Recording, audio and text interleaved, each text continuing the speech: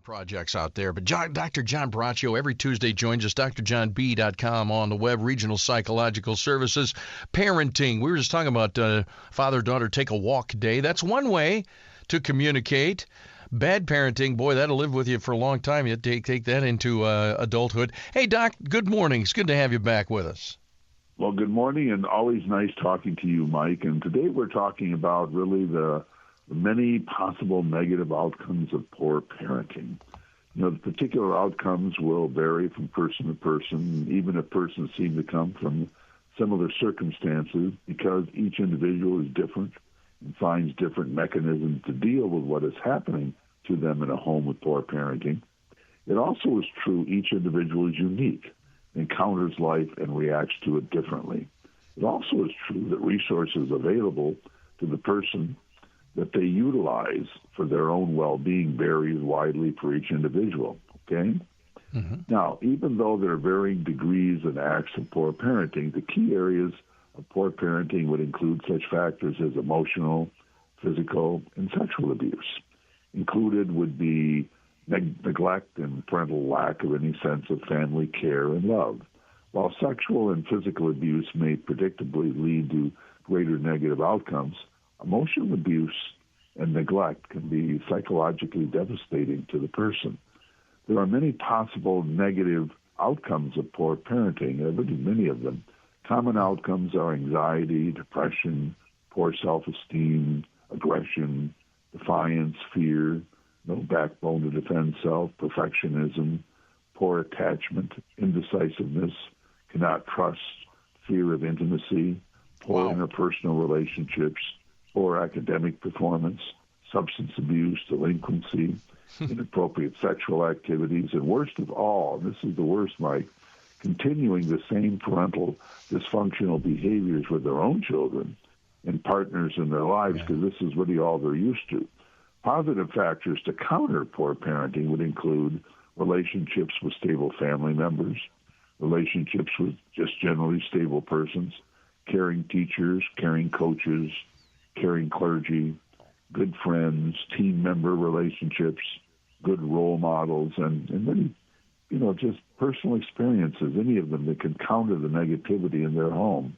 If you come from such a home and feel you have been damaged emotionally by your experience in home and growing up, and there are really many people like this, it's never a time to accept this as just the way you are and nothing can be done. No. Through a combination of self-love, replacing negative thoughts with positive thoughts, developing relationships with people who are positive and care for you, joining spiritual or other groups that really offer camaraderie and caring, and potentially seeking out an experienced therapist to help you in your road to better self-esteem, are things you can do to compensate and even throw out the negativity that has resulted in your life because of poor parenting. So if you've been in a home with, poor parenting, and you just carry a lot of these skeletons of negativity in you, now's the time to just say no mas, no more. I'm not going to allow this. I want to be positive. I want to have good relationships. I want to have good interactions with people, and I'm just not going to allow this past to devastate and control me in a very negative way. I'm taking control. So that's really my advice of the day. Well, that's good advice. Boy, parenting is such an inexact endeavor. I was told early on, if you wait until you're ready to be a dad, you're never going to be a dad because you're never ready. You take the bull by the horns and you do the best you can based on what you have. And that's kind of what you're saying about if you were raised with any of these other, bad situations, that's what you have to go by. You don't know what to do. Or maybe you look at that and you go like, boy, I'm not going to do like that. That's good, but boy, that takes a lot of overcoming. You know what always baffles me is, and it even turns my stomach when you say the words, when you're talking about parenting and then you get to sexual abuse, I can't wrap my head around that, but it's there. We hear about it. I got to wonder, though, is it so prevalent or is it just that we hear about it so much? Or maybe it's both.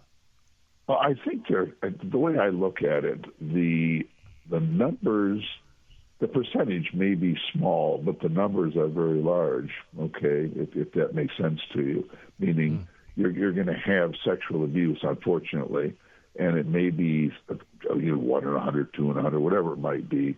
1 in a million, and one at all is too many, not even a number. But Right. It does happen, and it's very devastating and be very destructive. It's very demeaning, and ultimately the person, they can lose it's because of low self-esteem, and they often blame themselves for it happening.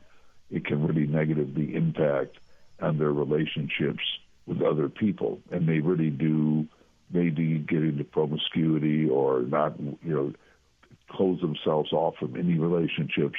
So, but that is a particularly devastating one. But all these others that I mentioned too, the emotional abuse, the physical And that's more abuse, common. These all can be devastating too. But and if you get these things, the important thing is to realize that you weren't the problem. I mean, it may have led to you having a lot of delinquency, a lot of problems, whatever it might be, poor relationships. It's very difficult to really develop relationships with people. But the main thing is you have to take a time out and say, I really deserve a good life. I deserve a life that doesn't include all this negativity, these bad feelings that are just swarming into my life, into my mind. And it's a time to, as I've mentioned many times in other areas, kicking out negative thoughts with positive thoughts, Mike, and just saying, I'm going to be around the right kind of people.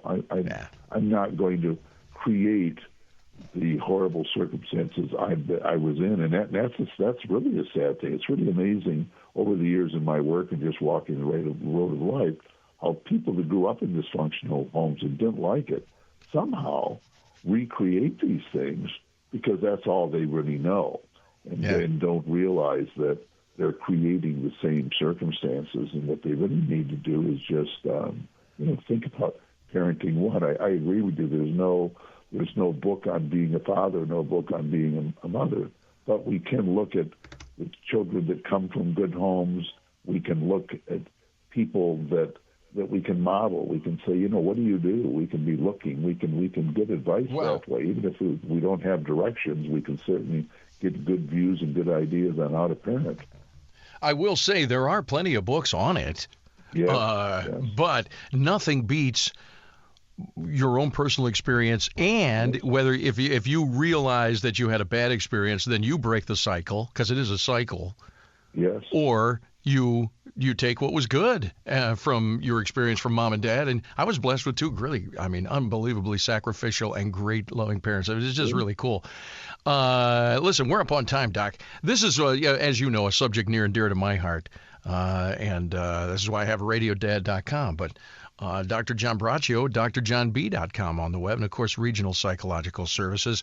And recognize if you need help, you're not in it alone, and you have plenty of help, both professional and non. And there it is, Dr. John B., one of those people. Doc, I appreciate it this morning. Thanks a lot.